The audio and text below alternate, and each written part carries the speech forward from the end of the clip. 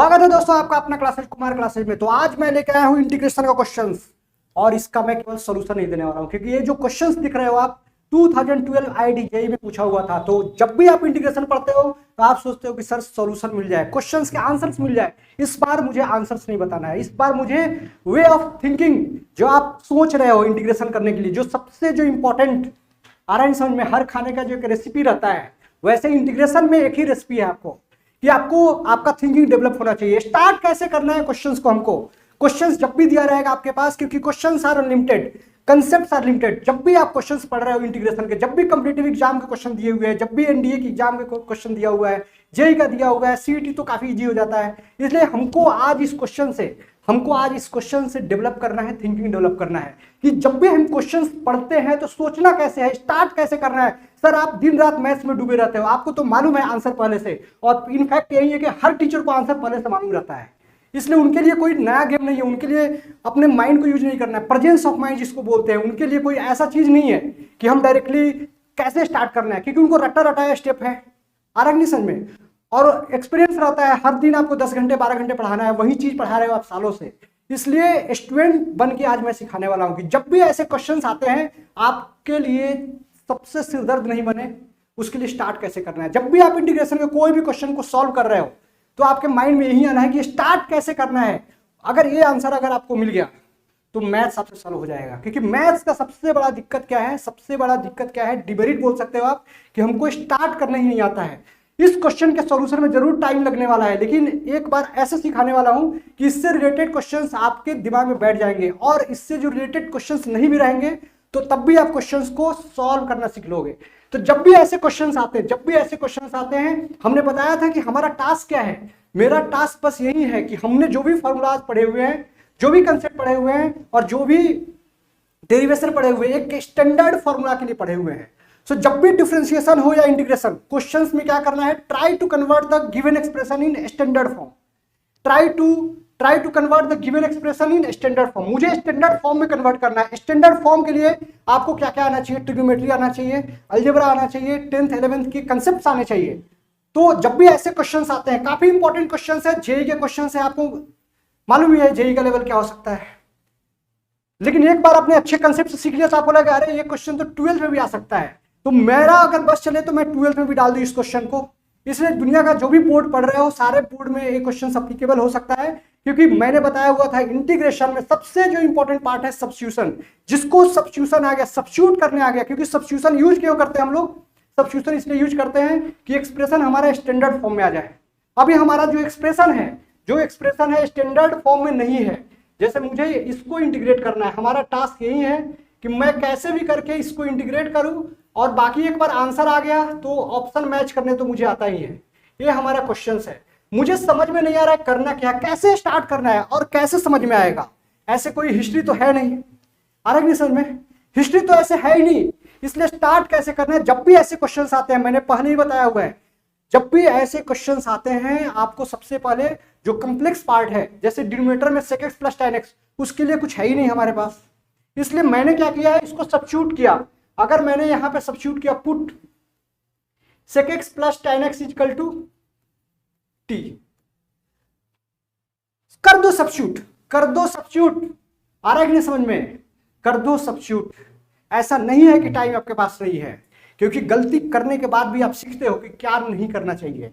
आ रहा है, गलती तो सबसे हो जाती है, लाइफ हो या मैथ्स, गलती होती है, लेकिन अगर आपने उस गलती से सीख लिया तो फिर आप उसमें एक्सपर्ट हो जाते हो।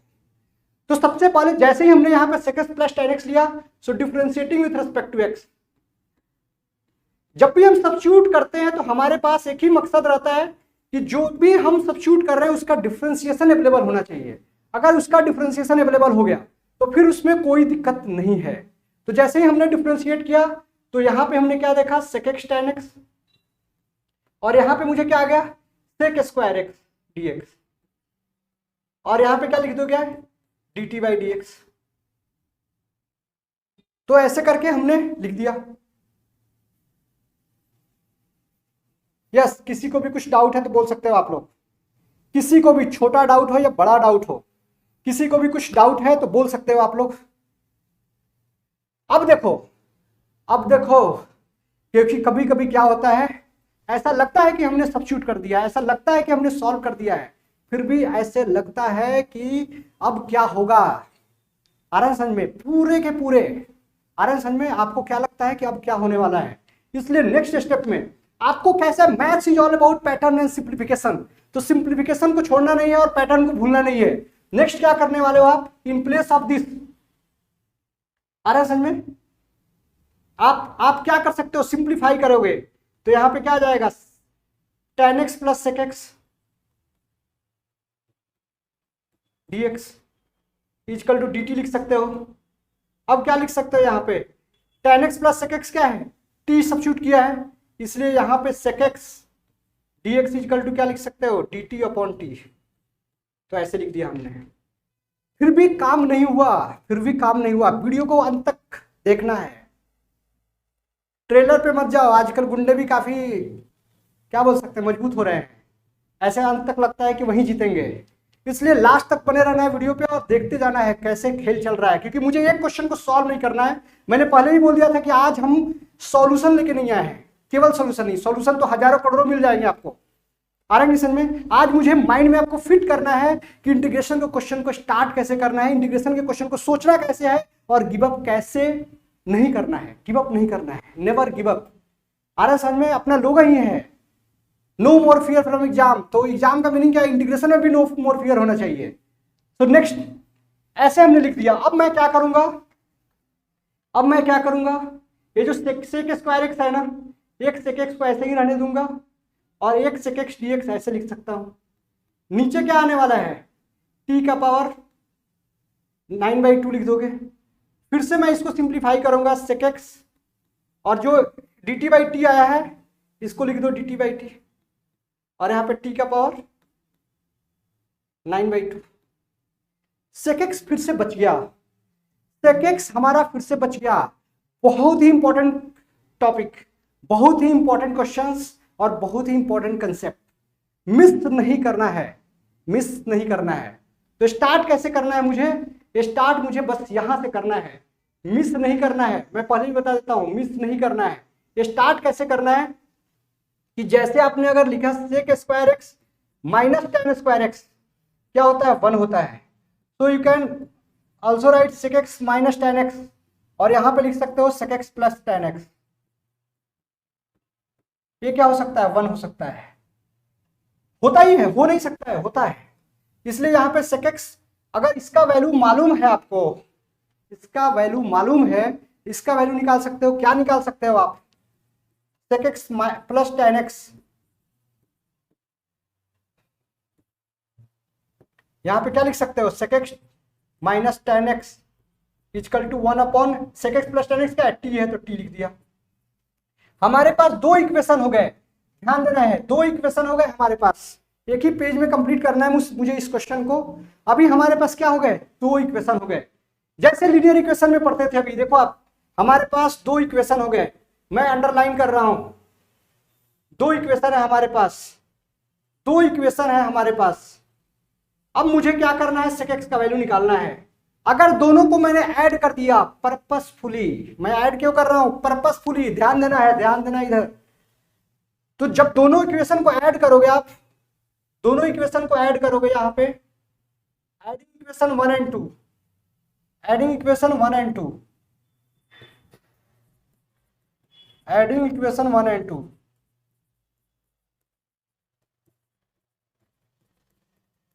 तो यहां पे क्या आ जाएगा, माइनस टेन एक्स और ये tan x cancel, two sec x equal to क्या लिखने वाले हो, टी प्लस 1/t। इसलिए सेक एक्स इक्वल टू क्या लिखने वाले हो, हाफ टी प्लस 1/t। ऐसे अब मजा आ रहा है, अब मजा आ रहा है, बोलो मजा आ रहा है तो बोलो, अब मजा आ रहा है। क्यों, क्योंकि अब मुझे सिंप्लीफिकेशन मिल चुका है और maths is all about pattern. अगर एक बार आपको सिंप्लीफिकेशन मिल चुका है तो आपको अब दिक्कत नहीं होने वाला है। 8t इसमें मल्टीप्लाई हो जाएगा, 11/2 आ जाएगा। आ रहा है समझ में। या साइड में देखो आप, t का पावर 9/2 है और यहाँ पे 1/t था, यहाँ पे t था मतलब 1/t था, इसलिए ऐसे आ गया है। तो आप पावर 1 है तो t 9/2 प्लस 1 लिखोगे, इसलिए मैंने 11/2 लिख दिया यहाँ पे डायरेक्ट, और यहाँ पे मैंने dt लिख दिया। अब देखो मजा आने वाला है, मजा आने वाला है। देखो अभी अभी क्या हो सकता है, अभी अभी कैसे हो सकता है, सिंप्लीफाई कैसे करना है। देखो आप सिंप्लीफाई कैसे करना है, देखो देखो आ रहा है समझ में, सिंप्लीफाई कैसे करना है उसको भी देखो।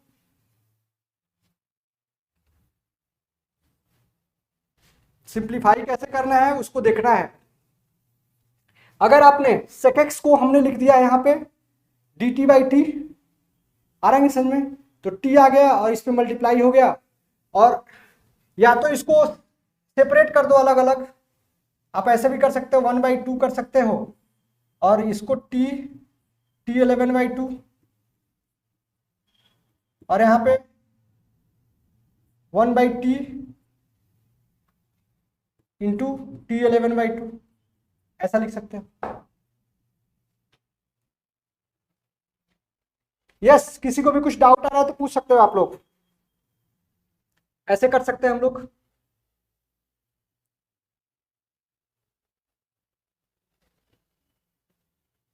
और dt फिर से क्या करना है, यहाँ पे हाफ t को क्या लिखने वाले हो आप, -9/2 dt, यहाँ पे 1 है, t के पावर -13/2 dt।